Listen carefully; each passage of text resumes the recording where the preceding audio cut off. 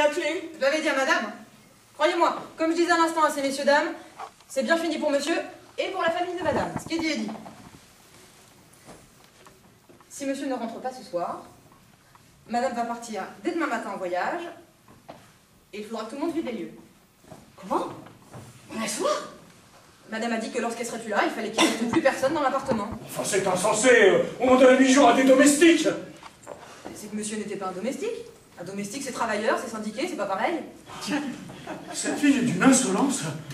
À qui croyez-vous avoir affaire? Ah, apprenez que vous avez affaire à des gens du monde. Des gens du monde qui ne vous ont permis que trop de familiarité. Et qui vont vous apprendre désormais à rester à votre place. Alors sortez, ma fille, sortez sur le champ. Des gens du monde. Ah non mais laissez-moi rire. Des piques assiettes, oui, et des purées. Je ne sais pas ce qu'elle veut dire, et je n'ai jamais compris l'argot. Ennemie, ma petite ennemie, ma bonne petite ennemie. Il faut être indulgente, excusez monsieur Edgar.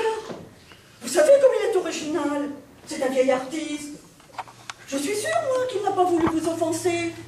D'ailleurs, il va vous le dire lui-même à l'instant. Ennemie, ma petite ennemie, si nous profitions de vous pour user de votre influence. Rien à faire, je regrette. Monsieur n'a plus aucune chance pour lui. D'ailleurs, avec ce que vous pourriez me donner. Cette fois, c'est la misère. Je n'en aurai jamais le courage. Je suis trop vieille. Oh putain, non, je suis trop jeune pour m'y résigner. Ah, le beau Georges qui ne pouvait pas mettre ses cravates plus de 3 fois. Monsieur était trop délicat. Il aimait changer de nuance. Monsieur va les user jusqu'à la corde, ces cravates. C'est un détail, mais cela va t'obliger à en acheter. Je m'en fous.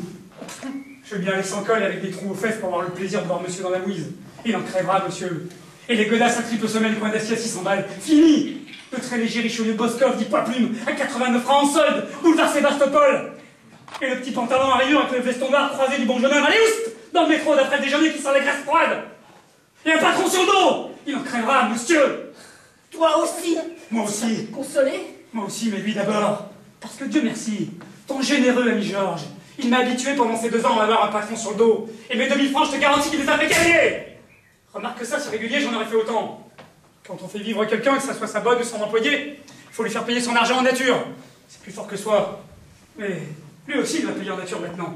Comme au régiment, quand il pleurait toute la nuit dans la chambrée, après une belle journée d'engueulade. Dis donc, là-bas, venez mettre de la chaume. C'est ça, vous appelez cirer des chaussures? Demi-tour, vous me ferez 4 jours. Comment vous me ferez vite? Ah, monsieur va se cirer ses godasses, tout seul, tous les matins, et à perte de vue, il va s'enfourrer jusqu'au coude du cirage.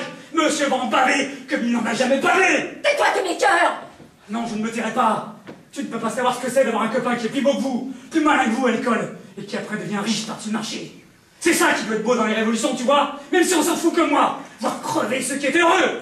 Et il en crèvera. Moi, je le connais. Il en crèvera, le petit délicat. À coup sûr. Si seulement on pouvait savoir où il est allé, pour le prévenir qu'il joue son avenir ce soir. On en crèvera tous, mais lui d'abord. Je ne veux pas. Je ne veux pas.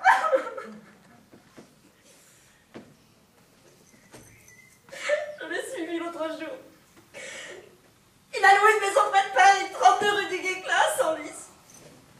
Il doit y être ce soir. Nom de Dieu. Je crois que t'aurais pas pu le dire plus tôt, idiote. J'ai la voiture en bas, allez vite vous autres.